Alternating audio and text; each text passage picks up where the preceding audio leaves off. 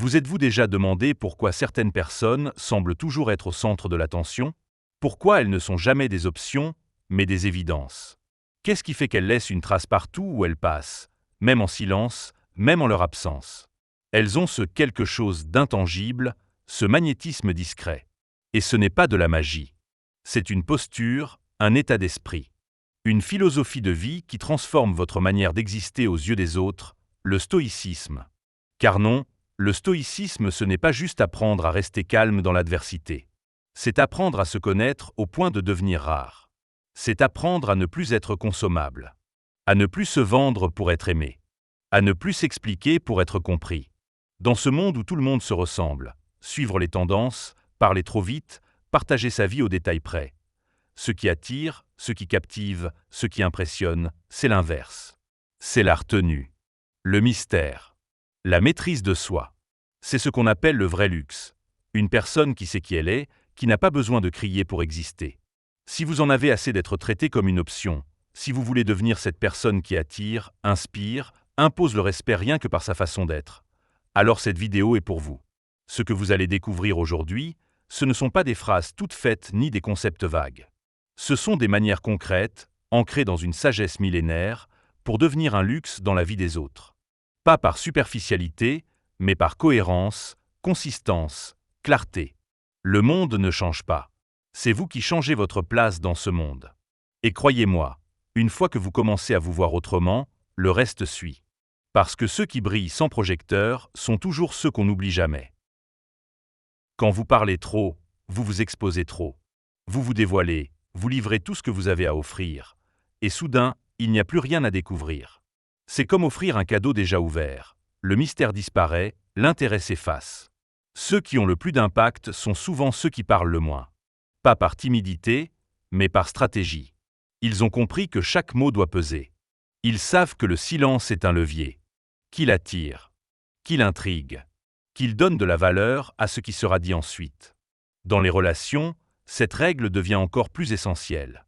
On connaît tous quelqu'un qui, dès le premier rendez-vous, raconte tout, ses échecs, ses ex, ses blessures, ses rêves. Il n'y a plus rien à construire, plus rien à découvrir. L'autre se désintéresse, pas par méchanceté, mais parce qu'il n'y a plus de profondeur à explorer. Quand vous parlez moins, vous écoutez plus. Et l'écoute est magnétique. Elle crée un espace de sécurité. Elle montre que vous êtes attentif, stable, différent. Là où d'autres cherchent à se faire remarquer, vous vous faites remarquer par votre retenue. Mais attention, parler moins ne signifie pas être froid. Il ne s'agit pas de vous taire pour dominer, mais de parler avec justesse. De dire peu, mais dire vrai.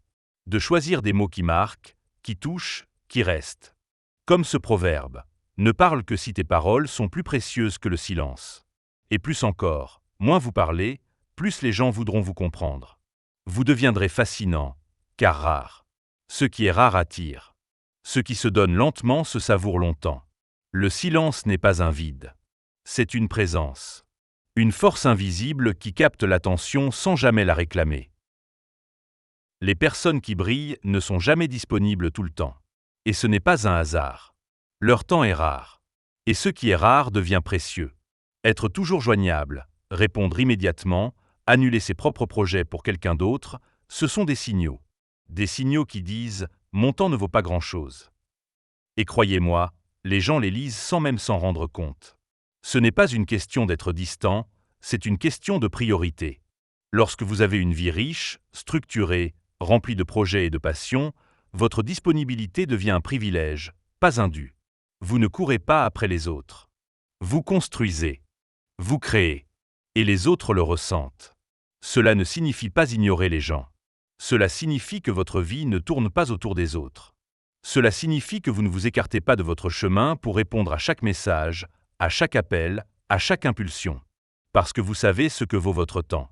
Et vous savez que chaque fois que vous le sacrifiez, vous abandonnez un peu de votre pouvoir. Dans une relation, montrer que votre temps est précieux change toute la dynamique. L'autre personne se rend compte qu'elle doit vous respecter, vous anticiper, vous mériter.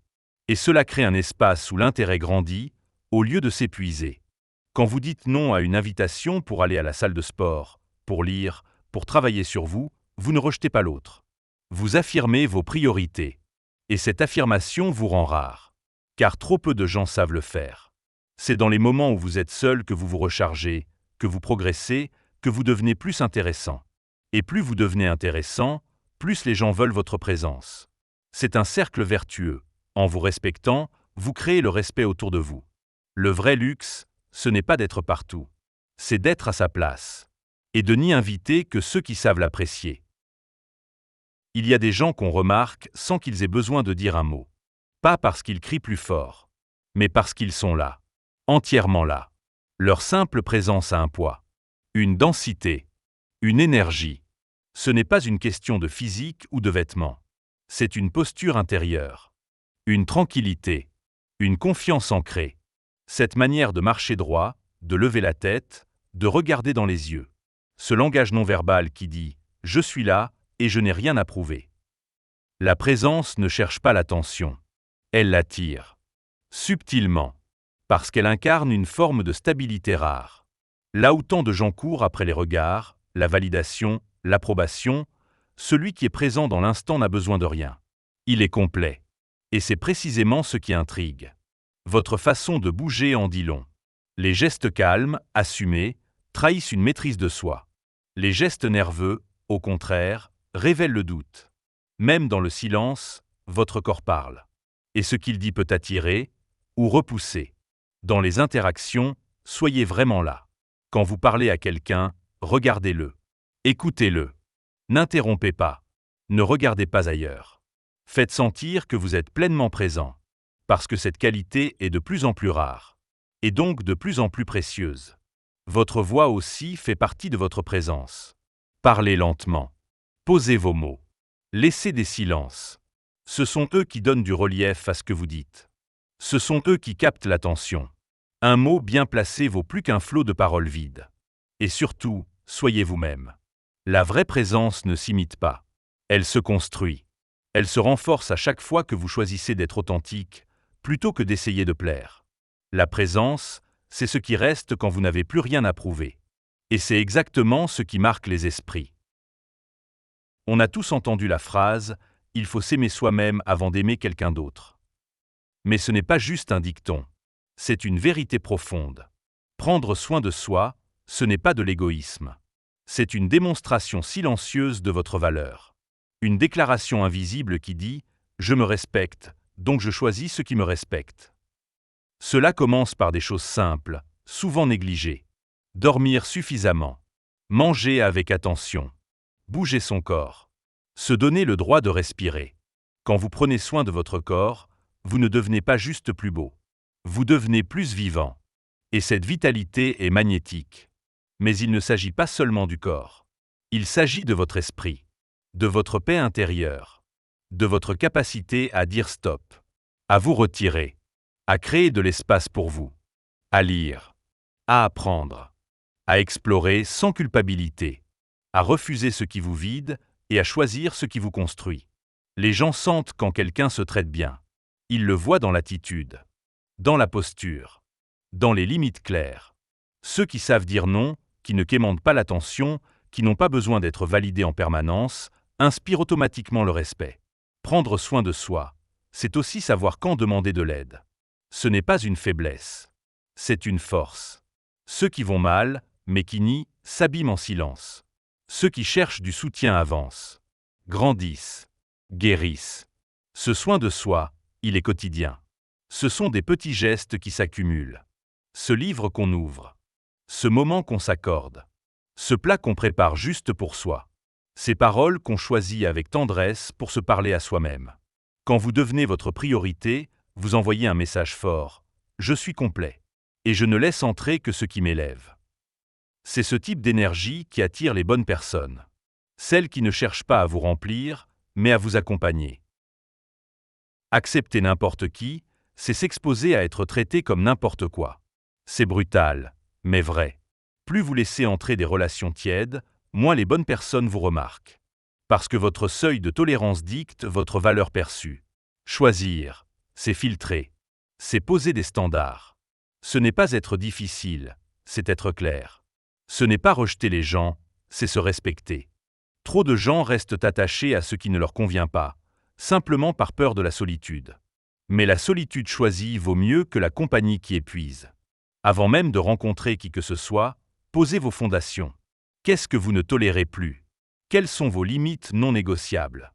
Il ne s'agit pas d'une liste de caprices, mais de valeurs profondes. Ce que vous acceptez reflète ce que vous pensez mériter. Et dès les premières interactions, tout se joue. Vous savez dès le début si quelqu'un vous respecte ou vous teste. Si la personne est présente ou intermittente. Si elle s'intéresse à vous ou vous utilise comme option. Les signaux sont là, mais encore faut-il avoir le courage de les écouter. Le choix, c'est aussi savoir partir. Même quand vous avez investi du temps. Même quand vous avez espéré. Car rester attaché à quelque chose qui vous abîme n'en fait pas une relation, mais une dépendance. Observez comment quelqu'un traite les autres. Ce qu'il dit de ses ex. Comment il agit quand vous n'êtes pas là. Parce que ce que vous tolérez aujourd'hui devient la norme demain. Et plus vous choisissez avec exigence, plus vous devenez précieux. Car vous montrez que vous ne vous offrez pas à ceux qui ne savent pas recevoir. En assumant vos choix, vous ne fermez pas des portes. Vous ouvrez celles qui comptent. Et vous enseignez au monde entier, voici comment on me traite. Voici ce que je mérite. Ceux qui fascinent ne disent jamais tout. Ils laissent toujours un coin d'ombre, un détail non révélé, une histoire incomplète. Pas pour manipuler, pas pour cacher, mais pour laisser la place au mystère. Et le mystère attire plus que n'importe quelle démonstration. Dans un monde qui surexpose tout, celui qui se retient devient rare. Celui qui ne publie pas chaque moment de sa vie, qui ne partage pas ses moindres pensées sur les réseaux, devient immédiatement plus intrigant. Ce n'est pas de la froideur, c'est de la maîtrise. Le mystère, ce n'est pas mentir. C'est doser. C'est choisir ce que vous montrez, quand vous le montrez, et à qui.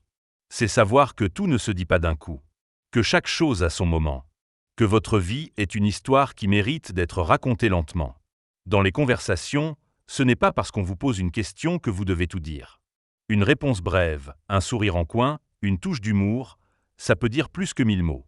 Ceux qui laissent place à l'imagination éveillent plus de curiosité que ceux qui expliquent tout. Gardez certains projets pour vous. Ne parlez pas de ce que vous allez faire. Montrez-le quand ce sera fait. Les résultats ont plus d'impact que les promesses. C'est dans le silence de vos avancées que naît le respect. Le mystère, c'est aussi savoir se préserver. Vous n'avez pas à être disponible tout le temps. Vous n'avez pas à raconter vos blessures à la première rencontre. Vous n'avez pas à vous expliquer pour exister. Vous êtes déjà suffisamment intéressant tel que vous êtes. Et surtout, ne cherchez pas à être mystérieux. Soyez authentique. Mais sachez que votre authenticité n'a pas besoin d'être exposée à tout moment. Elle peut être révélée morceau par morceau, comme un livre qu'on découvre chapitre après chapitre. Ce que vous ne dites pas peut parfois dire bien plus que ce que vous exprimez. Dire non, c'est simple en théorie. Mais dans la pratique, c'est un article. Et ceux qui le maîtrisent inspirent immédiatement le respect. Parce qu'en refusant ce qui ne leur convient pas, ils affirment leur valeur sans avoir à la justifier. Combien de fois avez-vous dit oui alors que tout en vous criait non? À cette sortie que vous ne vouliez pas faire. À cette demande qui vous a dérangé. À cette relation qui ne vous convenait plus. Et à chaque fois, une partie de vous s'est effacée. C'est plier. C'est oublier. Dire non, ce n'est pas être froid. Ce n'est pas rejeter. C'est choisir. Choisir où va votre temps. Votre énergie. Votre attention. C'est poser une frontière invisible qui dit « Voici jusqu'où tu peux aller. Au-delà, c'est mon espace. » Plus vous dites oui à tout, moins vos oui ont de valeur. Ce qu'on peut obtenir facilement perd de l'impact. Tandis que celui qui dit oui avec discernement devient précieux. Car ces oui veulent dire quelque chose. Il ne s'agit pas de se justifier. Un non n'a pas besoin de paragraphe. Il peut être simple, clair, calme. Et ceux qui vous respectent ne vous en tiendront pas rigueur. Ceux qui insistent ou se vexent. Ce sont souvent ceux qui profitaient de votre manque de limites. Dans les relations, le non est un révélateur. Il montre qui tient vraiment à vous, qui vous écoute, qui comprend que vos besoins sont aussi importants que les leurs. Et il montre aussi à vous-même que vous avez de la valeur. Dire non, c'est vous protéger. C'est préserver votre espace mental, votre équilibre, votre liberté. C'est construire une vie dans laquelle vous n'êtes plus en train de plaire en permanence, mais dans laquelle vous existez pleinement. À force de dire non à ce qui ne vous élève pas, Vous laissez la place à ce qui compte vraiment. Il y a des gens dont on se souvient sans savoir exactement pourquoi. Ce n'est pas qu'ils soient plus beaux, plus riches ou plus extravertis. C'est qu'ils laissent une empreinte. Ils sont marquants, sans forcer. Être remarquable, ce n'est pas chercher à impressionner. C'est laisser transparaître ce qui est sincère, profond, authentique. C'est être soi, pleinement, dans les petites choses comme dans les grandes. Ce n'est pas un trait de caractère, c'est un art de vivre. Cela commence par la manière dont vous traitez les autres. Vous souvenez-vous de cette personne qui se rappelle des détails que vous avez oubliés vous-même, qui vous écoute vraiment, sans interrompre, qui vous regarde dans les yeux avec attention? Ce type de présence est rare. Et c'est précisément ce qui marque. Être remarquable, c'est aussi développer son propre langage. Pas avec des mots compliqués, mais avec des mots qui vous ressemblent. Une manière de raconter les choses qui capte. Un ton qui porte. Une authenticité qui fait qu'on vous croit, qu'on vous suit, qu'on s'en souvient. Ayez vos propres idées. Pas pour créer la polémique, mais pour exister avec force. Osez être en désaccord sans agressivité. Osez défendre vos valeurs avec calme. Les gens qui pensent par eux-mêmes inspirent, même s'ils dérangent parfois. Et puis, il y a les petits gestes. Ceux qu'on ne remarque pas tout de suite, mais qui restent. Tenir parole. Être présent quand personne ne le voit. Soutenir sans bruit. Ce sont ces détails-là qui font toute la différence. Le style aussi joue un rôle. Non pas pour suivre une mode, mais pour assumer une identité. Un détail vestimentaire, une manière de marcher, une odeur, une couleur. Quelque chose qui vous appartient et qui vous suit. Être remarquable, ce n'est pas faire du bruit. C'est laisser une trace. Il y a une forme de puissance silencieuse que peu de gens maîtrisent. Le calme. Dans un monde qui s'agite, qui réagit, qui explose au moindre conflit, ceux qui restent sereins deviennent immédiatement différents. Ils imposent une forme de respect, simplement par leur stabilité. Rester calme, ce n'est pas fuir l'émotion. C'est savoir la traverser sans se perdre. C'est respirer au lieu de réagir. C'est attendre le bon moment au lieu de surréagir à chaud. Et dans les conflits, celui qui garde son calme prend toujours l'avantage. Parce que sa parole pèse plus. Parce qu'il voit plus clair là où les autres sont noyés dans la tempête. Combien de regrets sont nés de réactions impulsives? De mots lancés trop vite? De messages envoyés sous l'effet de la colère?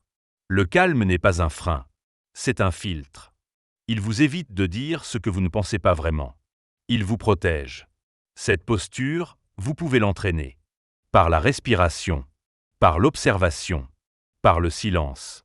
Avant de répondre, prenez un instant. Posez-vous. Évaluez. Ce petit espace entre stimulus et réponse, c'est là que réside votre pouvoir. Le calme se manifeste aussi dans votre manière de parler. Pas besoin de hausser la voix. Pas besoin de courir dans vos mots. Ceux qui parlent lentement, avec assurance, attirent plus d'attention que ceux qui crient. Dans les relations, le calme est un pilier. Il rassure. Il stabilise. Il montre que vous n'êtes pas gouverné par vos émotions, mais que vous les gérez avec maturité. C'est une force silencieuse, mais redoutable. Et surtout, le calme désarme. Face à quelqu'un qui cherche le conflit, votre sérénité peut être la plus grande provocation. Elle montre que vous ne jouez pas dans le même registre. Que votre paix intérieure est plus forte que leur chaos. Maîtriser le calme, c'est maîtriser soi-même. Et cela, peu savent le faire. Dans un monde où tout le monde copie tout le monde, la véritable audace, c'est d'être différent. Non pas pour se faire remarquer, mais pour rester fidèle à soi-même. Parce que faire comme les autres vous rend remplaçable. Faire autrement vous rend inoubliable. Regardez autour de vous, les mêmes messages, les mêmes approches, les mêmes comportements dans les relations. Et puis il y a cette personne qui pose une question qu'on n'attendait pas, qui propose une sortie originale, qui envoie un message vocal au lieu d'un « salut » banal. Ce petit décalage attire. Il surprend. Il intrigue. Faire les choses autrement, ce n'est pas chercher à être excentrique.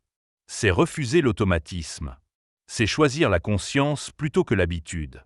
C'est se demander à chaque fois, est-ce que cela me ressemble? Est-ce que cela a du sens pour moi? Cela peut être dans la manière d'aborder quelqu'un, dans la façon de résoudre un conflit, dans le choix d'un lieu, d'un mot, d'un geste. L'originalité sincère, même discrète, touche plus que la conformité brillante. Et sur les réseaux sociaux, même chose. Plutôt que de poster ce que tout le monde poste, partage une réflexion, une histoire vraie, un moment imparfait. La vérité attire. Le faux lasse. Le décalage séduit parce qu'il respire l'authenticité. Être différent, ce n'est pas être contre. C'est être avec soi. C'est trouver sa propre voix dans le bruit ambiant. Et plus vous vous alignez avec ce que vous êtes, plus les bonnes personnes vous reconnaîtront. Ce n'est pas une question de style. C'est une question de substance. Ce que vous faites autrement doit naître de ce que vous êtes profondément. Pas d'une envie d'impressionner. D'une envie d'exister pleinement. Les gens se souviennent de ce qui sort du cadre. Soyez cette exception. Il y a des gens qu'on a envie d'écouter, de côtoyer, de découvrir. Pas parce qu'ils cherchent à attirer l'attention, mais parce qu'ils sont profondément intéressants. Et la différence est immense. Être intéressant, ce n'est pas accumuler des faits ou parler fort. C'est avoir une lumière intérieure, une curiosité vivante, une énergie sincère qui rend chaque échange mémorable.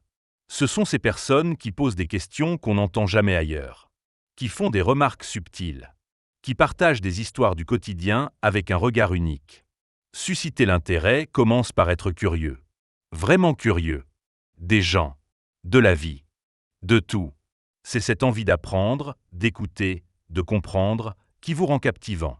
Les gens aiment ceux qui s'intéressent sincèrement à eux. Et cette sincérité ne s'invente pas. Elle se ressent. Soyez à l'affût de détails que d'autres ignorent. Cette phrase oubliée, ce geste discret, cette nuance dans la voix. C'est en prêtant attention au subtil qu'on devient remarquable. Dans une conversation, ne cherchez pas à répondre vite. Cherchez à comprendre profondément. Ayez des passions. Des vraies. Pas parce que c'est tendance, mais parce qu'elles vous animent. Qu'il s'agisse de musique, de plantes, de lecture, de cuisine. Ce feu-là est contagieux. Quand vous parlez de ce que vous aimez, vos yeux brillent. Et ce regard vaut plus que tous les discours. Soyez aussi à l'aise avec vos imperfections. C'est votre humanité qui vous rend attachant. Ceux qui acceptent leurs défauts avec légèreté sont souvent ceux qui laissent la meilleure impression. Parce qu'ils sont vrais. Et que le vrai est rare. Inutile d'être spectaculaire pour être intéressant. Il suffit d'être pleinement vivant. Et d'avoir le courage de montrer qui vous êtes, sans filtre. Pas pour plaire, mais pour partager. Ce n'est pas l'attention que vous devez chercher. C'est l'authenticité. L'attention viendra d'elle-même. Il y a ceux qui cherchent la lumière. Et il y a ceux qui en sont une. Subtile. Silencieuse. Mais impossible à ignorer. Briller naturellement, c'est ne plus avoir besoin de projecteur. C'est être soi, sans artifice, et illuminer tout ce qui vous entoure. Ce n'est pas une question d'apparence, mais de présence. Ceux qui brillent ne crient pas. Ils n'explosent pas. Ils rayonnent. Par leur stabilité, leur paix intérieure, leur bienveillance tranquille. Ce sont ces personnes qui, après une simple conversation, vous laissent avec le cœur un peu plus rempli. Briller naturellement, c'est connaître ses forces, mais aussi ses failles. C'est les accepter, les comprendre, et en faire des ponts, pas des barrières. C'est cette maturité rare de ceux qui ne cherchent plus à prouver. Ils savent qui ils sont, et cela suffit. Ils ne jouent pas. Ils n'essaient pas de convaincre. Ils vivent avec cohérence. Et cette cohérence, elle inspire. Parce qu'elle est constante. Parce qu'elle est vraie. Parce qu'elle vous rappelle que vous aussi, vous pouvez être vous-même, sans avoir à lutter. Dans les relations, ces personnes sont des refuges. Pas parce qu'elles ont réponse à tout, mais parce qu'elles vous écoutent sans juger. Parce qu'elles vous élèvent, sans rien attendre en retour. Elles brillent, non pas parce qu'elles montrent, mais parce qu'elles sont, même quand personne ne regarde. Et surtout, elles brillent même dans l'ombre. Dans les silences. Dans les petits gestes. Dans leur capacité à rester alignées, même quand tout vacille autour. Elles ne cherchent pas à attirer, mais elles attirent. Parce que leur lumière est authentique. Briller naturellement, c'est être à sa place. En paix. Et de cette paix naît une puissance douce, mais inarrêtable. Ce que tu viens d'entendre n'est pas une simple liste de conseils. C'est une nouvelle façon de te voir, de te positionner, d'exister. Parce que tu n'es pas là pour mendier l'attention. Tu es là pour devenir inoubliable. Être un luxe, ce n'est pas être inaccessible. C'est être cohérent, stable, rare. Et respecter, c'est choisir tes mots, ton temps, ton entourage. C'est imposer ta valeur sans l'expliquer. C'est briller sans forcer. Tu n'as pas besoin de tout appliquer d'un coup. Commence par un changement. Un silence. Un refus. Une présence différente. Et observe. Le monde réagit toujours à l'énergie qu'on lui envoie. Si tu as ressenti quelque chose en écoutant cette vidéo, alors tu sais que c'est le moment. Pas pour plaire. Pas pour faire semblant. Mais pour être. Pour incarner pleinement celui ou celle que tu es vraiment. Et si tu veux continuer à explorer ce chemin, à découvrir comment vivre avec force, clarté et paix intérieure, alors abonne-toi, like cette vidéo et partage-la à quelqu'un qui a besoin d'entendre ça aujourd'hui. Ta transformation commence maintenant.